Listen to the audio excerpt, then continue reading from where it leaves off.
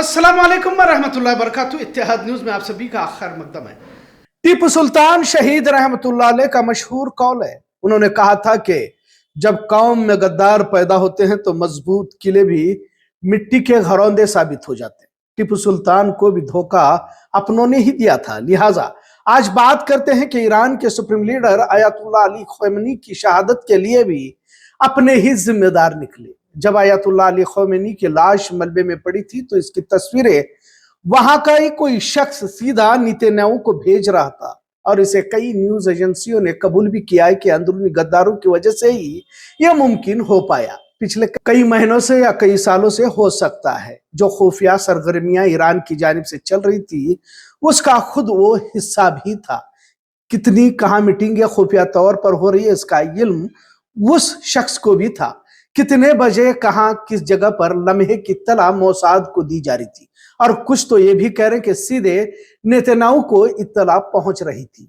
मरने का वक्त भी क्या होना चाहिए यहां तक बताया जा चुका था। कुछ लोग कहते हैं कि टेक्नोलॉजी इतनी जदीद हुई है कि हर हरकत को कैद किया जा सकता है, लेकिन आज भी टेक्नोलॉजी उतनी जदीद नहीं हुई जितना इंसान खुद काम कर सकता है। बहरहाल हमला उस वक्त हुआ जब ख़ामेनी टॉप लीडरशिप के साथ मीटिंग कर रहे थे। इजराइल ने कहा कि ख़ामेनी मारे गए और साथ में अली शमनानी जो फॉर्मर नेशनल सिक्योरिटी काउंसिल के चेयरमैन रह चुके थे, मोहम्मद पाकपुर जो रिवोल्यूशनरी गार्ड के सदर, अजीज नासिर जदा जो वजीर दिफा थे, साले असदी, रेजा मुजफ्फर, ख़ामेनी की बेटी पोता दामाद भी शहीद हुए। दिगर 40 कमांडर भी शहीद हुए हैं। खैर, इस्लाम का शेर शहीद हुआ और जिस तरह गोदी मीडिया इस्राएली मीडिया ये कह रही है कि बंकर में छिपे हुए थे वगैरह, इस तरह की बात नहीं। अपने ही दफ्तर में मीटिंग के दौरान की तस्वीर है, आप स्क्रीन पर भी देख सकते हैं। अल्लाह शहीद के दर्जात को बुलंद फरमाए। लिहाजा ये झूठा प्रोपोगंडा किया जा रहा है कि बंकर में छिपे हुए थे और क्लस्टर बम डाल दिया गया वगैरह। एक और इत्तला ये भी हासिल हुई है कि इस हमले से कुछ दिन पहले ख़ामेनी साहब की अंगूठी चुरी हुई थी और इस बात को मामूली न समझा जाए क्योंकि हम और आपकी तरह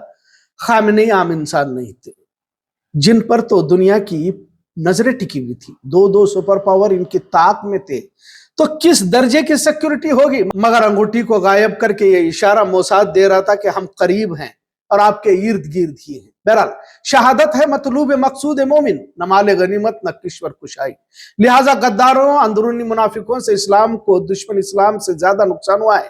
टीपू सुल्तान के दौर में जैसे मीर सादिक और मीर जाफर को अंग्रेजों ने खरीदा था, क्योंकि दुश्मनों को आज भी मालूम है कि मुसलमानों से सीधा टकराव मुमकिन नहीं है और वो जीत भी नहीं सकते। आज भी वही हालात है, समझ लो। लेकिन मुनाफिकों और गद्दारों की तवील तारीख रही है।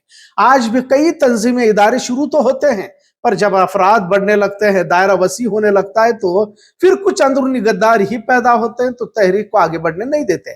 खैर, टीपू सुल्तान से अंग्रेज बार बार मुआहिदा करने की कोशिश करते रहा। ट्रेड डील का सिस्टम उस वक्त भी था और कई सारे ऑफर्स टीपू सुल्तान को भी दिए जा रहे थे और आज भी आयतुल्लाह अली ख़ामेनी को अमेरिका इसराइल ने ट्रेड डील के फायदे बताए थे। जब दुश्मन की किसी भी साजिश का हिस्सा नहीं बने तो फिर एक तवील स्ट्रेटेजी के तहत गद्दारों को लालच देकर पैदा किया जाता है। जो करीबी और अंदर तक आने जाने वाले शख्स रहते हैं उन्हें लालच देकर साथ रखा जाता है। ऐसा नहीं कि मोसाद ने इससे पहले भी इस तरह की हरकतों का अंजाम नहीं दिया था, लेकिन बड़े पैमाने पर कामयाब नहीं हो पाई। सद्दाम हुसैन की गिरफ्तारी 13 दिसंबर 2003 को हुई थी। इराक के शहर तिकरित से कुछ दूर देहात में इन्हें गिरफ्तार किया गया था। आपको इस बात से भी अजीब लगेगा कि जब अमेरिका ने बगदाद पर कब्जा किया तो सद्दाम हुसैन को अपने करीबी लोगों के साथ छिपना जरूरी था। गद्दारों, मुनाफिकों और अपनों के धोखे कभी कभी बहुत महंगे पड़ जाते हैं, लेकिन इस्लाम दीन की खातिर तहरीक कयामत तक चलती रहेगी। क्योंकि जो बुज़दिल और नाकारा रहते हैं वो बहाने बताते हैं, सरेंडर करने के मशवरे देते हैं और जिन्होंने अपनी जिंदगी का मकसद ही शहादत बनाया होता है कभी इन साजिशों से नहीं डरते, क्योंकि जब तक अल्लाह को जिंदा रखना है रखेगा, फिर कोई मुनाफिक, गद्दार या फिर कोई सुपर पावर सांसों को रोक नहीं सकती। इससे यही साबित होता है कि तमाम मरहलों के बावजूद जंग जारी रखना होगा। आज अगर आयतुल्लाह अली ख़ामेनी का तस्करा दुश्मन भी करने पर मजबूर है तो बहादुरी, जुर्रतमंदी और मुजाहिद इस्लाम का मर्तबा होता है कि दुश्मन भी तारीख करने पर मजबूर हो जाता है, क्योंकि बुज़दिलों की तारीख नहीं लिखा करते। सद्दाम हुसैन को जिन करीबियों ने पनाह दी थी वही गद्दार निकले। ऑपरेशन रेड डॉन इस तरह नाम दिया गया था। आयतुल्लाह अली ख़ामेनी को भी ऑपरेशन रोरिंग लॉयन का नाम इसराइल अमेरिका ने दिया है। अबुटाबाद में ओसामा बिन लादेन को जब निशाने पर लाया गया तो ऑपरेशन नेपच्यून स्पीयर नाम दिया गया था। बहरहाल सद्दाम हुसैन को जिंदा पकड़ना या मारना बहुत जरूरी था। अमेरिका सिर्फ सद्दाम की मौजूदगी से डरता था।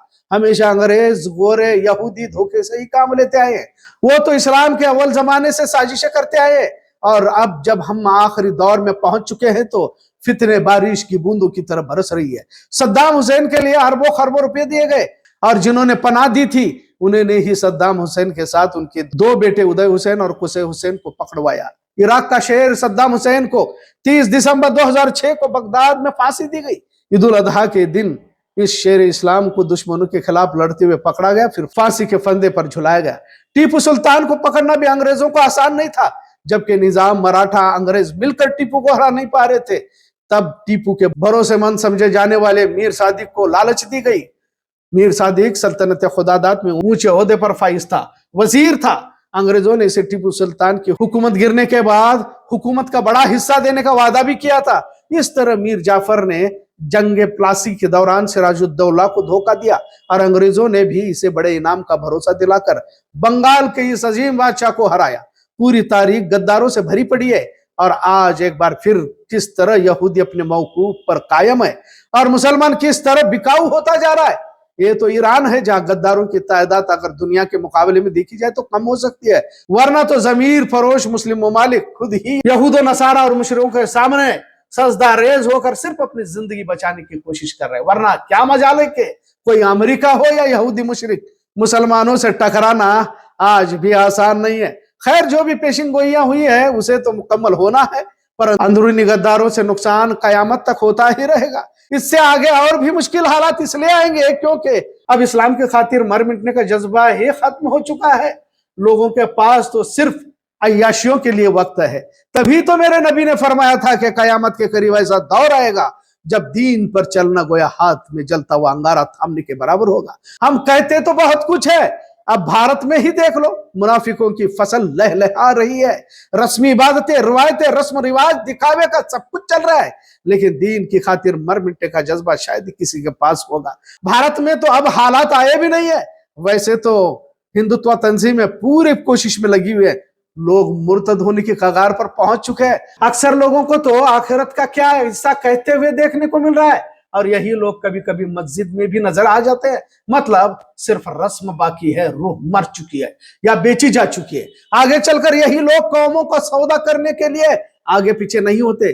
इसे रोका भी नहीं जा सकता, ये भी उतनी सच्चाई है। जिन्हें रोज कयामत, मरने के बाद की जिंदगी और खालिक के कायनात के सामने खड़े होने का यकीन पोख्ता हो, वही इस दौर में आखिरत की कामयाबी के असबाब को समेट सकता है। वरना दुश्मन इस्लाम, अंदरूनी मुनाफिक, कौमी गद्दार बड़ी तादाद में पाए जा रहे हैं। मीर सादिक, मीर जाफर तो हर जगह पर नजर आ रहे हैं, लेकिन कहीं टीपू सुल्तान, सलाउद्दीन अय्यूबी से लेकर सद्दाम हुसैन, आयतुल्लाह खोमेनी कहीं दोबारा नजर आएंगे क्या? इस तरह का सवाल जहन में आना लाजिम हो जाता है इतना जरूर। आज का मौजू कैसा लगा इस पर जरूर कमेंट करें। इत्तेहाद न्यूज़ देखने के लिए शुक्रिया। अल्लाह हाफिज।